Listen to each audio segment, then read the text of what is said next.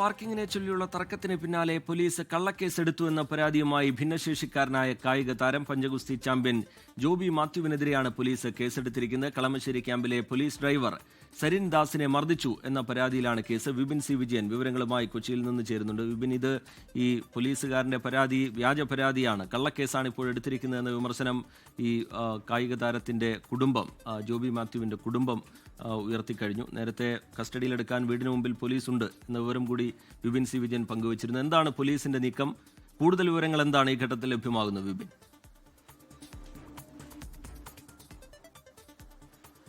രജിത്തെ കസ്റ്റഡിയിലെടുക്കുക എന്നുള്ളതാണ് പോലീസിന്റെ ഒരു നീക്കമുള്ളത്. അതിന്റെ ഭാഗമായിട്ടാണ് എടത്തലയിലുള്ള ജോബിയുടെ വീട്ടിലേക്ക് പോലീസ് രാവിലെ തന്നെ എത്തുകയും ചെയ്തത്. ഇപ്പോൾ എടത്തല പോലീസാണ് ഡ്രൈവറെ ആക്രമിച്ചു എന്നുള്ള പരാതിയിൽ അതിൽ ജാമ്യമില്ലാത്ത വകുപ്പ് പ്രകാരം ജോബി മാത്യുവിനെതിരെ പരാതി എടുത്തിരിക്കുന്നത്. ജോബി മാത്യു അതിനെ 24-നൊപ്പം ചേരുകയാണ്. അപ്പോൾ ഇപ്പോൾ ഒരു കേസായിരുന്നു. എന്താണ് ഇതിൽ ഉണ്ടായത്? ഞങ്ങൾ ഇന്നലെ ഒരു പബ്ലിക് ഫംഗ്ഷന് വേണ്ടിയിട്ട് പോവുമായിരുന്നു. അപ്പോൾ പോകുന്ന വഴിയിൽ കടന്നിട്ട് റോഡിൻ്റെ കൂടുതൽ കടന്നിട്ട് പാർക്ക് ചെയ്ത ഒരു ഇൻ്റർസെപ്റ്റർ വണ്ടി, അത് പോലീസിൻ്റെയാണ്. ഒരു മഫ്തിയിലുള്ള ഒരു ഡ്രൈവർ അതിനകത്തുണ്ടായിരുന്നു. അപ്പോൾ ഞങ്ങൾ കടന്നു പോകാൻ പറ്റാത്ത രീതിയിൽ റോഡിൽ പാർക്ക് ചെയ്തേക്കുമായിരുന്നു. അപ്പോൾ എതിരെ വണ്ടികളെല്ലാം ബ്ലോക്ക് ആയപ്പം ഞങ്ങൾ അടുത്തെത്തിയപ്പോൾ ഇദ്ദേഹം മൊബൈലിൽ ഇങ്ങനെ കുത്തി കളിച്ചുകൊണ്ടിരിക്കുന്നതാണ് കണ്ടത്. അപ്പം എൻ്റെ വൈഫ് ചോദിച്ചു, സാറേ ഇതൊന്ന് സൈഡിലോട്ട് നീക്കിയിട്ടായിരുന്നെങ്കിൽ നമ്മൾക്ക് എല്ലാവർക്കും പോകാമായിരുന്നല്ലോ എന്ന് പറഞ്ഞു. അങ്ങനെ പറഞ്ഞു. ഞങ്ങൾ പിന്നെ എതിരെ വന്ന വണ്ടികൾ പോയി കഴിഞ്ഞപ്പോൾ തന്നെ ഞങ്ങൾ വണ്ടി എടുത്ത് പോയി. ഞാനായിരുന്നു വണ്ടി ഓടിച്ചത്. അപ്പോൾ വണ്ടി എടുത്ത് പോയി. കുറച്ച് നേരം കഴിഞ്ഞപ്പോഴത്തേനും ഈ ഇൻ്റർസെപ്റ്റർ വണ്ടി ലൈറ്റും ഒക്കെ ഇട്ട് ഓൺ അടിച്ച് ഞങ്ങളുടെ പുറകെ വന്നു. അപ്പം നമ്മൾ പ്രതീക്ഷിക്കുന്നത് എന്താ, ഒരു പോലീസിൻ്റെ വണ്ടിയല്ലേ, നമ്മൾ പോലീസിൻ്റെ വണ്ടി ലൈറ്റും ഇട്ട് അല്ലെങ്കിൽ ഓൺ അടിച്ചൊക്കെ വരുമ്പോൾ നമ്മൾ എന്തെങ്കിലും എമർജൻസി വർക്കായിരിക്കും എന്നോർത്ത് നമ്മൾ മാറ്റി കൊടുക്കുക. അങ്ങനെ ഞാൻ കുറേ തിരക്കിലാണ്, കാരണം ഗവർണറുടെ ഒരു പ്രോഗ്രാമിൽ പങ്കെടുക്കാൻ വേണ്ടിയിട്ടാണ് ഞാൻ കുടുംബസമേതം പോയിക്കൊണ്ടിരിക്കുന്നത്. അപ്പം ഞാനത് മാറ്റി കൊടുത്തു കഴിഞ്ഞപ്പോഴത്തേനും ഇദ്ദേഹം പെട്ടെന്ന് ഓവർടേക്ക് ചെയ്ത് മുമ്പിൽ കയറിയിട്ട് ഞാനോർത്ത് സ്പീഡിൽ പോകുന്ന, പക്ഷേ അവിചാരിതമായിട്ട് മുമ്പിൽ കയറി സഡൻ ബ്രേക്ക് ചെയ്തു. പിന്നെയും അദ്ദേഹം മുമ്പോട്ടെടുത്ത് വീണ്ടും ബ്രേക്ക് ചെയ്തു. അപ്പം ഞാനും ബ്രേക്ക് ചെയ്യേണ്ടി വന്നു. എൻ്റെ കൊച്ചു വീണു. ഞങ്ങൾ ആകെപ്പാടെ പേടിച്ചു പോയി. സമയത്ത് ഇറങ്ങി മർദ്ദിച്ചു എന്നുള്ളതാണ്? ഇല്ല, അങ്ങനെയല്ല. അതിനുശേഷം ഒരു 1.5 കിലോമീറ്ററോളം ഇത് തുടർന്നുകൊണ്ടേയിരുന്നു. അപ്പം ഞാൻ ഉടനെ തന്നെ ഞാൻ പറഞ്ഞു, ഇത് ശരിയല്ലല്ലോ, ഈ പോലീസ് ഓഫീസർ എന്താണ് ഇങ്ങനെ ചെയ്യുന്നത്, ഇത് ശരിയല്ലല്ലോ എന്ന് ഞങ്ങൾ പറയുകയും ചെയ്തു. കാരണം കൊച്ചു പേടിച്ചു പോയി. അതിനുശേഷം ഒരു ഗ്യാപ്പ് കിട്ടിയപ്പം, കാരണം ഗവർണറുടെ പ്രോഗ്രാം എൻ്റെ വീടിൻ്റെ അയൽപക്കത്ത് ഇന്നലെ വെളുപ്പിനെ ഒരു മരണം ഉണ്ടായി. എൻ്റെ അയൽപക്കത്തെ ചേട്ടൻ ഹാർട്ട് അറ്റാക്ക് മൂലം മരിച്ചു. അപ്പം ഞങ്ങൾ അതിൻ്റെ എല്ലാം വിഷമത്തിലാണ്. അപ്പോൾ അതുകൊണ്ട് ഗവർണറുടെ പ്രോഗ്രാമിൽ റിന്യൂവൽ സെൻറ്ററിലാണ്, എറണാകുളം റിന്യൂവൽ സെൻറ്ററിലാണ്. അപ്പോൾ ആലുവയിൽ നിന്ന് റിന്യൂവൽ സെൻറ്റർ വരെ എത്തണമെന്നുണ്ടെങ്കിൽ കുറേ ദൂരം എടുക്കും. അതുകൊണ്ട് ഷോർട്ട് വഴിയിലൂടെ പോവുകയായിരുന്നു ഞങ്ങൾ. അപ്പോൾ എത്രയും പെട്ടെന്ന് പോകാൻ വേണ്ടിയിട്ട് ഞങ്ങൾ പോകുമ്പോൾ ഇങ്ങനെ ഞങ്ങളെ തടസ്സപ്പെടുത്തി ബ്രേക്ക് ചെയ്ത് ഞങ്ങൾക്ക് പണി തന്നുകൊണ്ടാണ് ഈ മനുഷ്യൻ പോയിക്കൊണ്ടിരുന്നത്. അപ്പോൾ അത് ഒത്തിരി ബുദ്ധിമുട്ടുണ്ടാക്കി. എന്നാലും എങ്ങനെയെങ്കിലും ഒഴിവാക്കി പോകാൻ വേണ്ടിയിട്ട് വണ്ടി ഒരു ഗ്യാപ്പ് കിട്ടിയപ്പോൾ ഞാൻ മുമ്പിലേക്ക് എടുത്ത് മുമ്പോട്ട് പോയി. പോകുന്ന വഴിക്ക് ഈ ഇന്നോവ എന്ന് പറയുന്ന ഇൻ്റർസെപ്റ്റർ വണ്ടി ഇദ്ദേഹം ഓടിച്ചുകൊണ്ട് ഞങ്ങളുടെ വണ്ടിയുടെ പുറയിൽ ഇടിപ്പിച്ചു കഴിഞ്ഞപ്പോഴത്തേനും എൻ്റെ കൊച്ചു വീണു, വൈഫ് പേടിച്ചു പോയി. അപ്പം ഞാൻ വണ്ടി നിർത്തിയിട്ട് ഞാൻ ഇറങ്ങിച്ചൊന്ന് ചോദിച്ചു, ഇതെന്നാ പരിപാടി, ഇതെന്താ സംഭവം, ഞാനൊരു ഫംഗ്ഷന് പോവാം, ഞാൻ ഇന്നയാളാണ്, ജോബി മാത്യു എന്ന് എൻ്റെ പേരെന്ന് പറഞ്ഞു. അപ്പോൾ അതൊന്ന് നിങ്ങളെ ഏത് വഴിക്ക് വേണേലും ഇപ്പോൾ നിങ്ങൾ എന്നാ ചെയ്യുന്നത്, ആരാ എന്നൊക്കെ എന്നോട് ഇങ്ങോട്ട് തട്ടിക്കേറിയാൽ. അപ്പം ഞാൻ പറഞ്ഞു, നിങ്ങൾ ആരാന്ന് ചോദിച്ചു. ആ പോലീസ് ഓഫീസറോട് ചോദിച്ചു, നിങ്ങൾ പോലീസാണോ, ആരാന്ന് ചോദിച്ചു. അയാൾ പറഞ്ഞില്ല. പേരെന്നാന്ന് ചോദിച്ചു, പറഞ്ഞില്ല. നിങ്ങൾ എവിടെയാണ് റിപ്പോർട്ട് ചെയ്യുന്നത് ചോദിച്ചു, പറഞ്ഞില്ല. ഏറ്റവും അവസാനം ഞാൻ പറഞ്ഞു, ഞാൻ ഗവർണറുടെ ഒരു പ്രോഗ്രാമിലേക്ക് പോയിക്കൊണ്ടിരിക്കുകയാണ് കുടുംബസമേതം, നിങ്ങൾ ഈ ചെയ്തത് മര്യാദയല്ല എന്ന് പറഞ്ഞു. അപ്പം പറഞ്ഞു, ഇത് കളമശ്ശേരി ക്യാമ്പിലെ വണ്ടിയാണെന്ന് പറഞ്ഞു. അപ്പോൾ അതിനു മുമ്പ് തന്നെ എന്താ പറയുക, ഇയാൾ പറയാത്തത് കൊണ്ട് തന്നെ ഇയാൾ എന്നെ മൊബൈലും കൊണ്ട് ഇങ്ങനെ ഷൂട്ട് ചെയ്യാൻ വന്നപ്പോൾ ഞാൻ ഇയാളുടെ കയ്യെ കയറി പിടിച്ച് ആ മൊബൈൽ മേടിച്ചു. എന്നിട്ട് ഞാൻ പറഞ്ഞു, ഞാൻ ഇത് അതോറിറ്റീസിൻ്റെ അടുത്ത് റിപ്പോർട്ട് ചെയ്യും.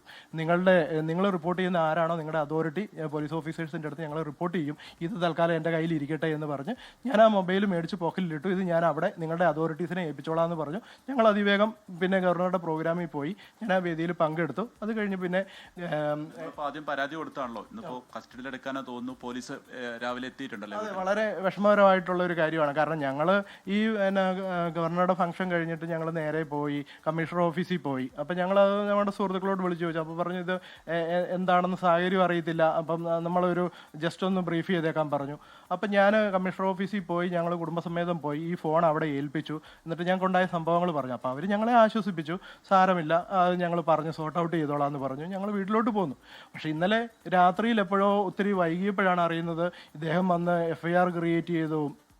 അതുപോലെ തന്നെ എന്താ പറയുക, അതിലൊത്തിരി എന്താ പറയുക വകുപ്പുകളൊക്കെ എഴുതി വെച്ചു, മർദ്ദിച്ചു, അത് ഇതെന്നൊക്കെ പറഞ്ഞിട്ട് ഒത്തിരി വകുപ്പുകളൊക്കെ എഴുതി വെച്ചു. മനഃപൂർവ്വം എന്നെ കൊടുക്കാൻ വേണ്ടിയിട്ടാണ്. ഞാൻ ഇതുവരെ ഒരു മോശം കാര്യത്തിനും ഇടപെട്ടിട്ടുള്ള ഒരു വ്യക്തിയല്ല. ഞാൻ ഇത്രയും വർഷം 32 വർഷവും രാജ്യത്തിന് വേണ്ടിയിട്ട് ഞാൻ ഏറ്റവും അധികം ലോക മെഡലുകൾ നേടിയ ഒരു വ്യക്തിയാണ്. ഞാനൊരു നെഗറ്റീവ് കാര്യത്തിനോ ഒരു മോശമായിട്ടുള്ളൊരു കാര്യത്തിനോ ഇടപെട്ടിട്ടുള്ള ഒരു വ്യക്തിയല്ല. പോലീസ് സേനയ്ക്ക് തന്നെ പലതവണ ക്ലാസ് കൊടുക്കാനും ഇവരുടെ എല്ലാ കാര്യങ്ങളിലും പോയി സഹകരിക്കുന്ന ഒരു വ്യക്തിയാണ്. അപ്പോൾ എന്നെപ്പോലെയുള്ള ഒരാൾക്ക് ഇങ്ങനെയാണ് അവസ്ഥയെങ്കിൽ സാധാരണക്കാരുടെ അവസ്ഥ എന്താണ്? അത് വളരെ മോശമായിട്ടുള്ളൊരു കാര്യമാണ്. എനിക്കത് ഒത്തിരി വിഷമം വന്നു. അപ്പോൾ ഇന്ന് രാവിലെ ഞാൻ എഴുന്നേറ്റപ്പോൾ എൻ്റെ വീട്ടിലെ അടുത്ത ചേട്ടൻ മരണപ്പെട്ട് കിടക്കുകയാണ്. അങ്ങോട്ടൊന്ന് പോകാൻ പോലും ഞങ്ങൾക്ക് പറ്റിയിട്ടില്ല. രാവിലെ ഏറ്റപ്പോൾ ചുറ്റിനും പോലീസാണ്. അപ്പോൾ അവർ വന്ന് പറയുന്നു എന്നെ അറസ്റ്റ് ചെയ്യണം, എന്നെ തെളിവെടുക്കാൻ കൊണ്ടുപോകണം. അങ്ങനെയൊക്കെ പെട്ടെന്ന് വന്ന് പറഞ്ഞു കഴിഞ്ഞാൽ അതെങ്ങനെയാണ് നമുക്ക് ഉൾക്കൊള്ളാൻ പറ്റുക? ഞാൻ അന്താരാഷ്ട്ര ക്രിമിനലൊന്നും അല്ലല്ലോ. ഞാനിങ്ങനെ ഒരു കാര്യം ചെയ്തു എന്നുള്ളത് സത്യമാണ്. ഞാൻ അയാളുടെ ഫോൺ മേടിച്ചെടുത്തു എന്നുള്ളത് സത്യമാണ്. പക്ഷേ അത് ഞാൻ അതോറിറ്റീസിൻ്റെ കൊണ്ട് കൊടുക്കുകയും ആ സംഭവം ഇൻസിഡൻറ്റ് നടന്ന വെരി നെക്സ്റ്റ് മൊമെൻറ്റിൽ തന്നെ ആലുവ SP ഓഫീസിലെ പബ്ലിക് റിലേഷൻ ഓഫീസറോട് വിളിച്ച് ഞാൻ കാര്യങ്ങൾ ബ്രീഫ് ചെയ്യുകയും ചെയ്തിട്ടാണ് ഞാൻ ആ പബ്ലിക് ഫംഗ്ഷനിൽ പോയി പങ്കെടുത്തത്. അപ്പം മാതൃകയായിട്ട് ജീവിക്കുന്ന വ്യക്തികളെയൊക്കെ മനഃപൂർവ്വം തേജോവധം ചെയ്ത് ഞങ്ങളുടെയൊക്കെ കരിയർ ഇല്ലാണ്ടാക്കാൻ തന്നെയാണ് ഇവരുടെയൊക്കെ ശ്രമം എന്നുള്ളതാണ് എനിക്ക് മനസ്സിലാകുന്നത്. ഇങ്ങനെയൊക്കെയാണോ ഞങ്ങളെപ്പോലെയുള്ളവരെ ട്രീറ്റ് ചെയ്യേണ്ടത്? പ്രത്യേകിച്ച് ഫിസിക്കലി ചലഞ്ചഡ് ആയിട്ടുള്ള എന്നെ എന്താ പറയുക, ഞാൻ അവരുടെ പോലീസ് വണ്ടിയിൽ ഇപ്പം കയറണം, അറസ്റ്റ് ചെയ്യും, അല്ലെങ്കിൽ തെളിവെടുപ്പിന് കൊണ്ടുപോകണം എന്നൊക്കെ പറഞ്ഞുകൊണ്ട് ഇവിടെ വന്ന് ഭീഷണി മുഴക്കി. ഇപ്പം മീഡിയ വന്നപ്പോഴാണ് ഇപ്പോൾ ഇവരങ്ങോട്ട് മാറുന്നത്. എന്നിട്ട് എന്നോട് പറഞ്ഞത്, ഇവിടെ പറഞ്ഞിട്ട് പോയേക്കുന്നത്, നിങ്ങൾ മീഡിയയോട് പറയുവാണെങ്കിൽ നിങ്ങളുടെ കേസ് മുറുക്കുമെന്ന് പറഞ്ഞിട്ടാണ് പോയേക്കുന്നത്. എനിക്ക് വളരെ വിഷമമുണ്ട്. കാരണം ഞാൻ ഇതുവരെ ഒരു വിവാദ കാര്യങ്ങൾക്ക് വന്നിട്ടില്ല. എന്തിനാണ് പോലീസ് ഓഫീസേഴ്സ് ഞങ്ങളെപ്പോലെയുള്ളവരെ ടാർഗറ്റ് ചെയ്യുന്നത്, ദ്രോഹിക്കുന്നത്? ഞങ്ങൾ സമൂഹത്തിന് നന്മ ചെയ്ത് മാത്രം ജീവിക്കുന്ന വ്യക്തികളാണ്. അപ്പോൾ ജോബി മാത്യു ആണ് ഈ ശരി, വിപിൻ സി വിജയൻ വിവരങ്ങൾ പങ്കുവെക്കുകയായിരുന്നു. ഗുരുതര സ്വഭാവത്തിലുള്ള പരാതിയാണ് ഇപ്പോൾ ഈ പോലീസുകാരനെതിരെ ഉയർന്നു വരുന്നത്. പാർക്കിങ്ങിനെ ചൊല്ലിയുള്ള തർക്കത്തിന് പിന്നാലെ പോലീസ് കള്ളക്കേസെടുത്തു എന്ന പരാതി ഭിന്നശേഷിക്കാരനായ കായിക താരം പഞ്ചഗുസ്തി ചാമ്പ്യൻ ജോബി മാത്യു ഉയർത്തുകയാണ്. കളമശ്ശേരി ക്യാമ്പിലെ പോലീസ് ഡ്രൈവർ സരിൻദാസ് കായിക താരത്തിനെതിരെ പരാതി നൽകിയതിന് പിന്നാലെ അദ്ദേഹത്തെ കസ്റ്റഡിയിലെടുക്കാനുള്ള നീക്കം പോലീസിന്റെ ഭാഗത്തുനിന്നുണ്ടാവുന്നു. വീടിന് പുറത്ത് പോലീസ് കാത്തു നിൽക്കുന്നുണ്ട് എന്നാണ് ജോബി മാത്യു പറയുന്നത്. വിപിൻ സി വിജയൻ പ്രതികരണങ്ങൾ പങ്കുവയ്ക്കുകയായിരുന്നു. ലോകത്തെവിടെയായാലും ഏത് സമയത്തും 24 വാർത്തകളും ഓഗ്മെന്റഡ് റിയാലിറ്റി പാക്കേജുകളും എക്സ്പ്ലെയിനറുകളും വിശദമായി കാണാൻ ഞങ്ങളുടെ YouTube ചാനൽ നിങ്ങൾക്ക് സബ്സ്ക്രൈബ് ചെയ്യാം.